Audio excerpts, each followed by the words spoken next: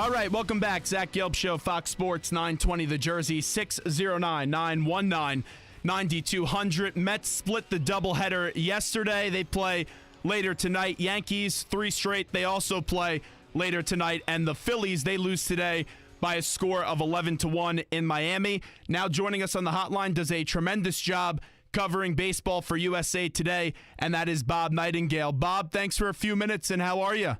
Yeah, doing great, thank you. Well, thank you for coming on, and we appreciate you giving us a few minutes. So the big news with the Yanks is the predicament of, do you keep some of the guys or do you go on out and sell some of the guys? They've already had one big domino to fall, and that was Aroldis Chapman the other day. Let's start with Chapman. What was your thoughts on that trade when you initially heard it? I thought it was very good for the Yankees, especially getting Torres as their main piece, and get Warren back. They like Warren before. There are 2 guys who are kind of just French type guys. But yeah, I mean, they gave up nothing to get Chapman, so they got a whole lot back in return. And you don't really need them. Yeah, it's a nice bonus, but you got 2 other closers there as well. So I think it was a good get for the Yankees. I thought it was a no-brainer, and you like to see a player like Torres come back to New York, like you were saying. But a lot of Yankee fans on this airwaves, they were advocating for Kyle Schwarber. Theo Epstein said he wasn't available. Let's say if you had the general manager of the Yankees, Brian Cashman, wait a few more days, do you think he could have got the Cubs to bite and give him Kyle Schwarber for Aroldis Chapman? No, they could have got Schwarber if you gave up Andrew Miller and Chapman, both of them, but not just one for one. Schwarber's too valuable, too young. I mean, he probably makes more sense for the Yankees, actually, than the Cubs. But the Cubs love the kid's makeup and everything else. Now, I think if they'd thrown both those guys in there, then the Cubs would have had no choice but to do that deal. I saw that you wrote about this, but Chapman talked to the media yesterday. Was that just a bad translator? Was it a bad response? Was there some kind of miscommunication? What happened yesterday when Chapman spoke to the media? I think it's miscommunication. The translator's fine. Henry Blanco's in the coaching staff, and there were some questions asked him in Spanish. So I don't know if it was kind of afterwards, he got his head clear or what. But it came across very, very poorly. It's almost like there was no conversation between him and the Cubs, and he wasn't going to do anything for domestic violence. So I think it was just he wasn't prepped going in, and it came across a lot worse than it should have been. We've seen some of these players in sports, and it's not only the MLB. This year in the NFL, we saw Greg Hardy get a second chance. In New York, we've seen Jose Reyes and Aroldis Chapman get a second chance. And it may not sound right from a human standpoint, a moral standpoint, but the reality is that if these baseball teams could get a player that could help them, they're going to give someone a second chance. Should we kill teams, though, when they give someone a second chance when it comes to domestic violence? No, there's no reason why we shouldn't give him a second chance. Like anything else in society. I mean, bottom line is that the Cubs didn't trade for Chapman. Somebody else was. And, he's been a clean, spotless record when he went to New York. All eyes on him and everything else. So, everybody's done something in their life that they regret. I think it was just a case like, let's give this guy a shot.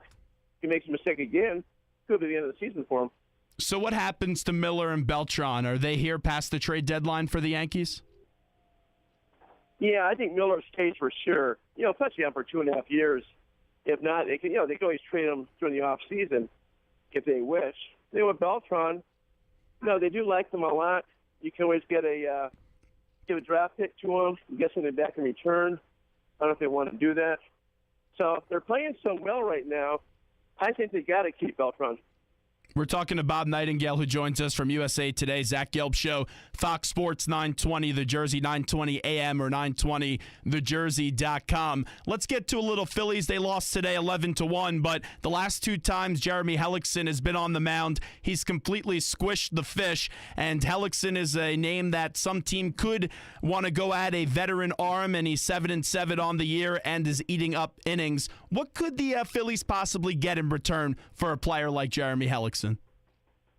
I think just a halfway decent prospect, not a top prospect, maybe a 10th type prospect, 8th to 10th, but not a 1 through 5 prospect by anybody. Just he's not that good. The Phillies know they have to get rid of him because there's no part for their future. So they'll get something, but not much. How important is it, though, maybe to keep a player like a Hellicksen just because you have 4 young pitchers and he is a veteran? Does that make sense to maybe keep a veteran to help and guide those 4 other pitchers? It does, but if you can get something decent, go ahead and grab it. If you want Hellicksen, bring him back in the offseason for nothing. So, the season's 2/3 over anyway. So I wouldn't think that part's that concern at all. And I saw some rumor out there the other day that maybe some AL teams are interested in Ryan Howard. I don't expect Ryan Howard to be traded, but what are you hearing on that end? Yeah, I'm not hearing anything on Howard. I'm not. I think it'd be a nice fit for someone in September when you can expand to a 40-man roster, but just not now. If there was some any value in him before, it would have happened by now. But when you've seen Tommy Joseph, the first baseman right now, and yesterday Howard did get the start, but Tommy Joseph has had that knack for the long ball. What's impressed you so far with Tommy Joseph, and what does he have to improve on? Just a young guy that people like so much, and tremendous power, and certainly a guy for the future. They got it. People like the Phillies a lot, and they. It's too bad they couldn't have made that trade, Hamels trade, with Houston. Houston was going to give them a lot more than Texas did. They did okay with Texas, or did well with Texas, but they could have really had a gold mine coming in if they're able to make if Hamels hadn't vetoed that deal with Houston. So the future looks good. There's no reason why they can't be a contender within 2 years. And they have the pitching in place, and those guys are going through their ups and downs right now. But you see the Double-A team, they're the best team in Double-A right now. Have 60-something wins, approaching 70, and they have a lot of good players there with Alfaro. And Triple-A, you also have Nick Williams, and people are waiting for those guys to come up to the big league level. Does maybe one of those outfielders, an Ashley or Borges, get traded to try to expedite that process and bring up and make room for one of those guys down on the farm? Yeah, if they can.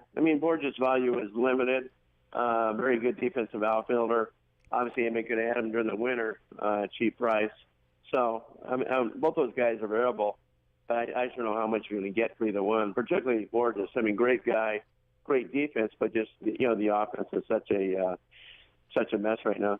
How about the job nationally? How do people view the job Pete Mackanin did this year? Because the Phillies, I know they're not going to make the playoffs. They're clearly out of it. But the first 2 months, they gave you something that most people didn't expect. Yeah, he's, everybody's so happy with Pete. He's a wonderful baseball man, paid his dues, scouting, coaching, playing, what have you. Very well respected. He's not going to win Manager of the Year because they're in the not going to make the playoffs. But he'll certainly get some top 3 votes. And I wouldn't be surprised if he finishes, 3rd or 4th in Manager of the Year balloting. And what I like about him is he pays close attention to detail. He really does expect a whole lot out of his players, and he wants them to play the game the right way. I don't know if you've been following what happened to Nick Williams, but not once but twice this year, he didn't run out of baseball, a ball that he put in play at first base. And it's not only at the major league levels where they're holding their players accountable, but it's also in the minor leagues. And he's really preaching to those guys on the farm, him and Matt Klentak, that you have to earn that promotion. He's going about it the right way. Oh, exactly. Play the game hard, play the game right. That's what Pete Maccann's all about.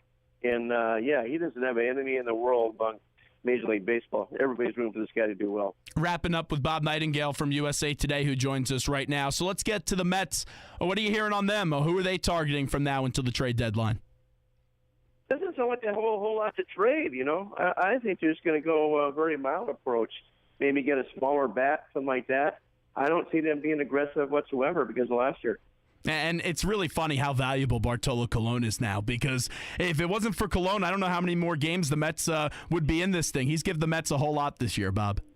Oh, exactly. Everybody talks about velocity of this, velocity of that. This guy knows how to pitch. He's a true pitcher. And DeGrom knows how to pitch too. And it's like, they need to pick up and watch Colon carefully to see how you do it.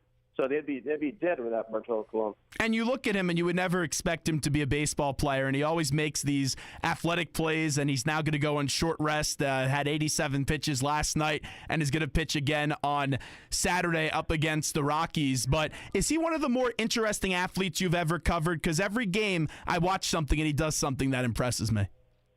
Tell you what, he's a phenomenal athlete. Look at the body size and kind of last, but he does stuff. You saw him throw the ball under his legs, behind his back. he'll jump up in the air and almost kick the ceiling. So very limber and outstanding athlete.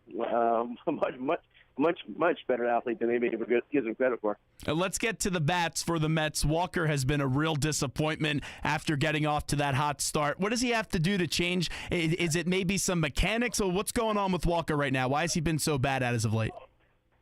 Yeah, good question. I don't know what's going on with him. He had his struggles also in Pittsburgh, and just again, it shows you that what a mistake it was when they let Murphy go.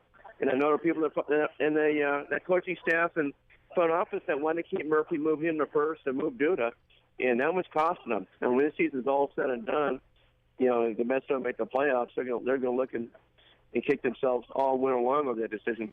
At the time, I didn't kill it, but you see how good Daniel Murphy is right now and what he meant to that team last year. And in the beginning of the season, Walker was playing well, so the Mets got away with it. But with New York, I know they went through the whole Madoff scandal and everything, but eventually the Wilpons, they got to start spending again. I know they were able to sign Cespedes in the offseason and get him back, but this is New York. Only this money ball, this small ball, can only work for so long, Bob.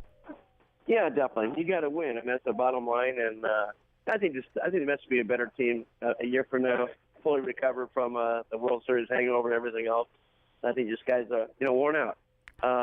You kind of thought that might happen, and it has. Now you get Harvey back healthy. Matz will be healthy again without the bone chips.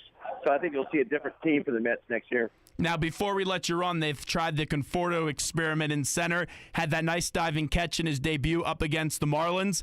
What do you like out of Conforto in center? He's an athletic guy, and I don't love him in center. He should be playing in center, but out of desperation. So, he's okay. Playing there because of his bat. And I still think this guy will be an all-star caliber player. He's just a little bit of a struggling year this year. I thought he'd have a better year. Bob, well, we thank you so much for coming on today. Always enjoy reading you, USA Today. And where can fans follow you on Twitter if they want to read you?